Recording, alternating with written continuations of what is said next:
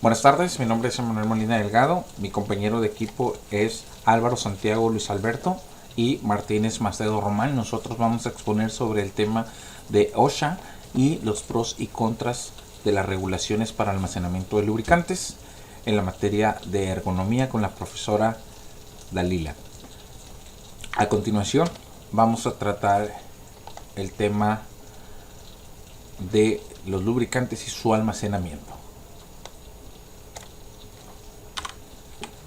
La introducción. Imagínate que estás ejecutando una rutina diaria de trabajo y recibes una llamada de que una caja de engranajes ha fugado aceite para todos lados. Inmediatamente, el modo reactivo no ha llegado a la escena para evaluar el alcance de la situación, pero ya tiene una idea general de lo que se debe hacer. Debes tener el equipo para evitar daños mayores y colocar material para absorber el aceite que ha fugado de la máquina. A continuación, piensa cómo reparar la máquina. Exactamente cuánto aceite se fugó, cuánto aceite había en la máquina. ¿Llegó el aceite fugado al drenaje o a alguna fuente de agua? ¿Tienes herramientas y equipos adecuados para manejar una situación como la presentada? ¿Necesitas notificar al Departamento de Recursos Naturales de su estado? ¿Pudo haberse prevenido la situación? Bueno, básicamente en esta introducción vamos a poner un ejemplo de cómo vamos a reaccionar y accionar en medio de una fuga de aceite y nos cuestionamos si tenemos un drenado del aceite, si tenemos un área específica para estos residuos y almacenaje. A continuación vamos a ir un poco más a la infortunia sobre la realidad que muchas personas enfrentan, que reportan diariamente el trabajo. En cualquier momento puede ocurrir un accidente, una falla de la maquinaria que ocasiona una fuga de aceite. La buena noticia es que usted puede prepararse o preparar a otros para atender esta situación ante lo que se presente. En algunas circunstancias pueden entrar a juego las regulaciones gubernamentales, por lo tanto es importante conocer estas regulaciones y si estas tienen alguna relación con su planta. Tipos de regulaciones. De acuerdo con la Agencia de Protección Ambiental de USA, EPA por sus siglas en inglés, cualquier contenedor de 210 litros o más se considera como un almacenamiento de lubricante a granel. Esto significa que se debe contabilizar el volumen almacenado en contenedores de relleno, baldes de 19 litros y en dispositivos más pequeños. Esto tomando en cuenta que de 210 litros en adelante ya se considera como a granel. Ya no se considera una cubeta de 19 litros, ya no se considera un galón de 3.75, sino 210 litros o más. Aquí tenemos la ilustración de un tambo de 208 litros. La SPCC, un plan escrito por ella, debe abordar preguntas como las siguientes. ¿Cómo la planta evitará la contaminación de fuentes de agua y consta adyacentes? Así como qué prácticas y preparaciones se utilizan en prevenir y responder a los derrames de aceite. La EPA no establece el uso de métodos o equipos específicos, sino que permite a las organizaciones dividir cuáles son las técnicas apropiadas para cada una de ellas.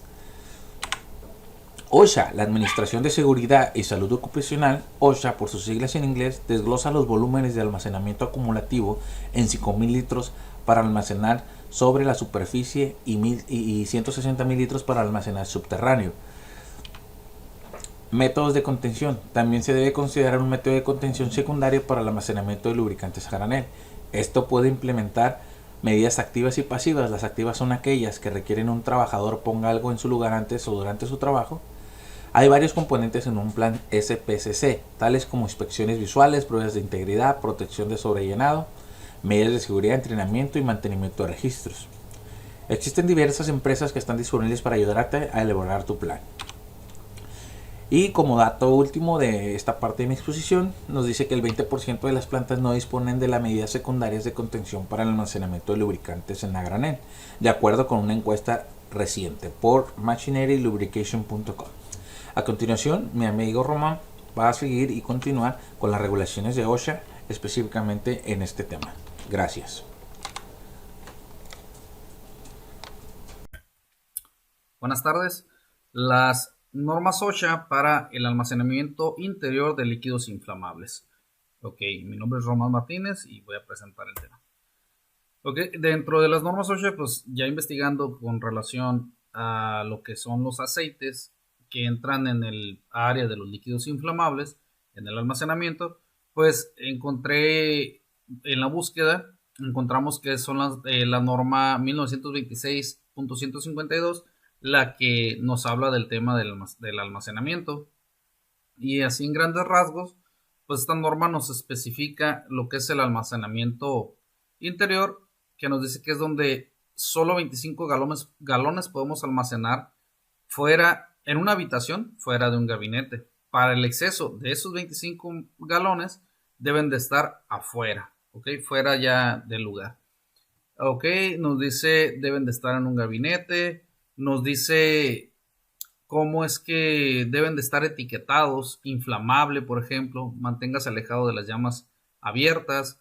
Nos habla de las categorías que existen dentro de inflamable, categoría 1, 2, 3, que son y 4. Y cada gabinete, cómo es que lo debes de etiquetar y todo el asunto. Estas categorías las voy a mencionar un poquito más adelante.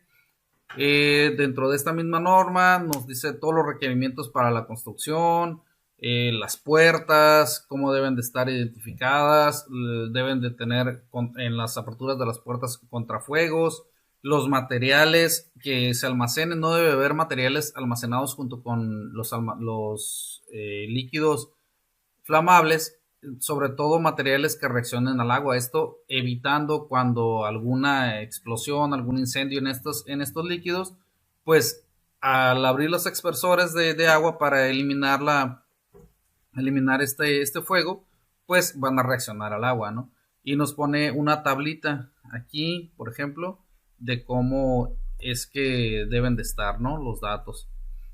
Ok, la norma también nos aborda lo que es el cableado, como le dije, nos dice que también debe de existir un pasillo despejado de 3 pies de ancho. Los contenedores de más de 30 galones no pueden apilarse uno sobre otro. Las cantidades de los líquidos que se mantienen en las proximidades de las operaciones de producción requerida para la operación no deben de exceder el suministro por un día.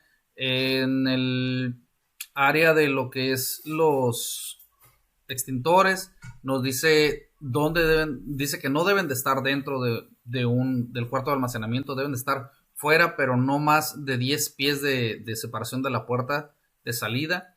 Eso para los de menos de 60 galones y arriba de 60 galones de almacenamiento deben de estar ni más de 25 ni menos de 25 ni más de 75 pies de separación de la puerta de salida, y deben de ser de 20 B unidades.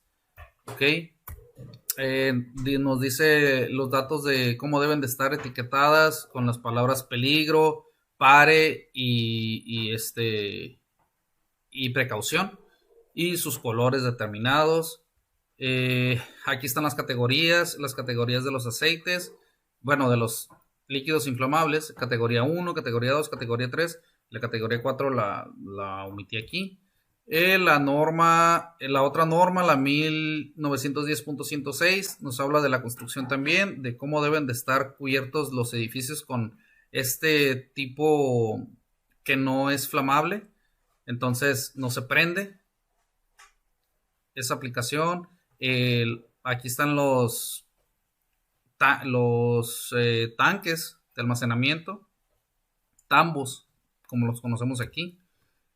También nos explica, por ejemplo, aquí está el tamaño de los recipientes líquidos, nos dice para vidrio, de categoría 1 para metal, de categoría 1 un galón, de categoría 2 5 galones. Todo esto en la tablita pues bien específico, ¿no? Dentro de la misma norma nos habla de los gabinetes que puede haber de madera y de metal, y nos explica exactamente cómo es que deben de estar construidos sin más ni menos, ¿no? Aquí está el de madera, es lo mismo, para que no sufran con los tornillos y todo el asunto bien específico. En el caso de los cuartos, también cómo deben de estar, si dice de acuerdo a esta tabla, si proporcionan protección contra incendios, sí, resistente al fuego, sí, ok, talla máxima 500, bueno, le vamos a dar permiso de 10, ¿no? En este caso, si es no proporciona, en nada más 2 horas y 5. Entonces, continuamos. Pues ya es estos datos a grandes rasgos es sobre el cableado, sobre la ventilación, sobre todo, cómo es que deben de estar todo contenido y pues no me puedo alargar demasiado, pero a grandes rasgos pues es esto. Muchas gracias. Mi nombre es Luis Alberto Alvarado Santiago. Voy a hablar sobre transporte y almacenamiento de aceites lubricantes en México. Las normas que vamos a analizar son la NOM 010, que habla sobre disposiciones de compatibilidad y segregación para el almacenamiento y transporte de sustancias y materiales peligrosos. Sobre especificaciones para la construcción y reconstrucción de recipientes intermedios para graneles. Y la NOM 028, que habla sobre las disposiciones especiales y generales para el almacenamiento y transporte de las sustancias, materiales y residuos peligrosos. Estas normas fueron creadas para establecer disposiciones sobre el almacenamiento y transporte terrestre de sustancias, materiales y residuos peligrosos con el fin de proteger la seguridad de las personas y sus bienes, así como el medio ambiente y las vías generales de comunicación.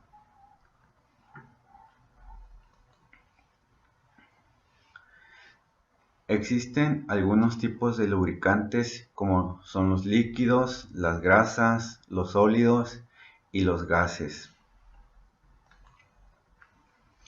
Estos lubricantes pueden ser almacenados en barriles de madera, contenedores, cisternas, cajas y envases.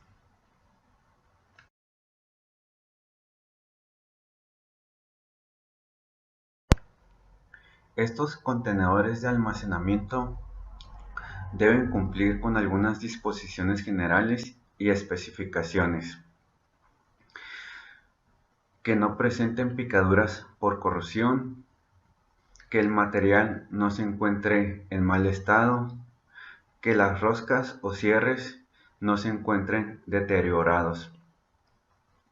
Estos contenedores de almacenamiento deberán portar etiquetas o carteles de la clase de riesgo de acuerdo a lo establecido en las normas oficiales mexicanas NOM 03 y NOM 04.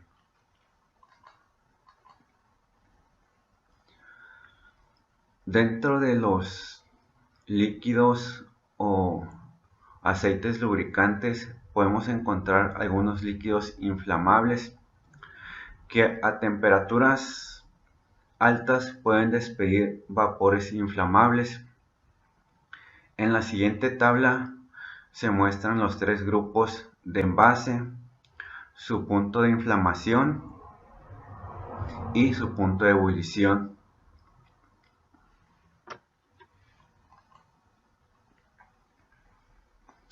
Por eso es importante que al momento de transportar las sustancias, materiales o residuos peligrosos incompatibles se separen unas de otras durante el transporte o almacenamiento, con el fin de reducir efectivamente al mínimo el riesgo de que entren en contacto por fugas o derrames de cualquier otro aceite. Los envases o embalajes que contengan sustancias, materiales o residuos peligrosos se cargarán y sujetarán en la unidad de transporte, garantizando su estabilidad, a efecto que durante el traslado se evite que pudieran cambiar de lugar u orientación, se impidan los movimientos y golpes laterales o longitudinales, a fin de reducir efectivamente al mínimo el riesgo de fugas o derrames. Y para terminar la exposición, quiero concluir lo que han mencionado mis compañeros. Es importante tener en cuenta que los accidentes pueden ocurrir en cualquier momento. Por eso es que hubo la necesidad de crear normas para establecer disposiciones con el fin de proteger la seguridad.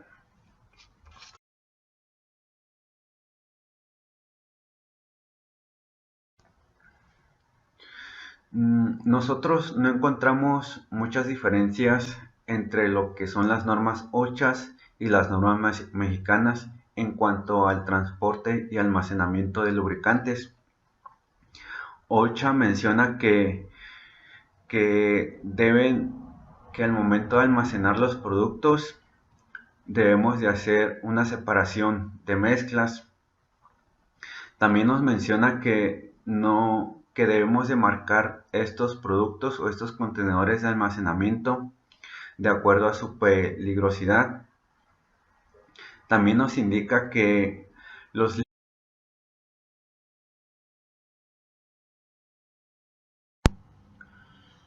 las normas OSHA, al igual que las normas mexicanas, buscan establecer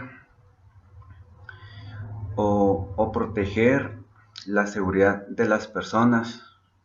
Por eso es que encontramos mucha similitud en nuestras normas mexicanas como en las normas OSHA. Por ejemplo, habla sobre el almacenamiento. Las normas OSHA mencionan que el almacenamiento debe ser estandarizado. No debemos de sobrecargar los racks y los contenedores. También nos menciona que todos los contenedores que se manejan deben de encontrarse en un buen estado. Al igual, nuestras normas mexicanas nos especifican las mismas indicaciones.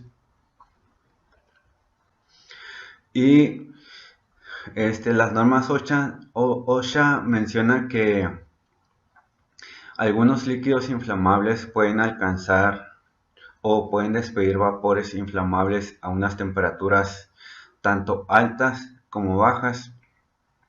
Por eso es importante que consideremos al momento de transportar o almacenar estos líquidos que estén bien sellados y que el contenedor de almacenamiento se encuentre en buenas condiciones.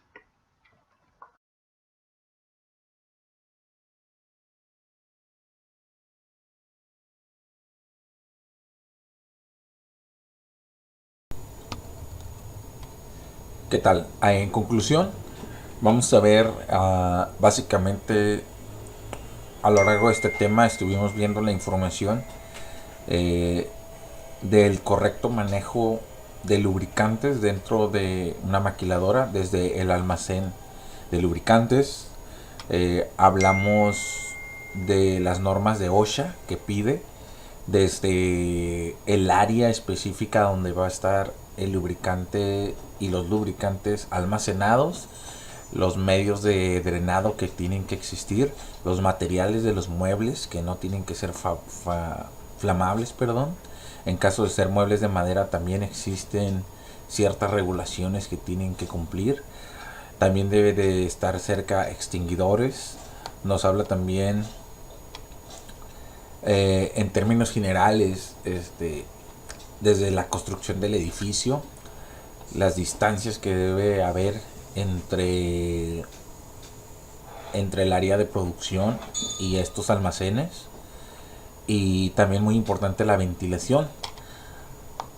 Los depósitos de almacenamiento deben de estar rotulados con su señalamiento, y también si son flamables, pues si tiene que venir el rombo donde indique el grado en este caso de la ignición que puede hacer o de la flama que puede hacer. Hablamos de normas internacionales de OSHA, mayormente que están en Estados Unidos. Por último, también vimos más especificaciones o normatividades que se deben de cumplir en México. Y también vemos un poco del transporte de estos materiales peligrosos para finalizar. Muchas gracias por ver este video.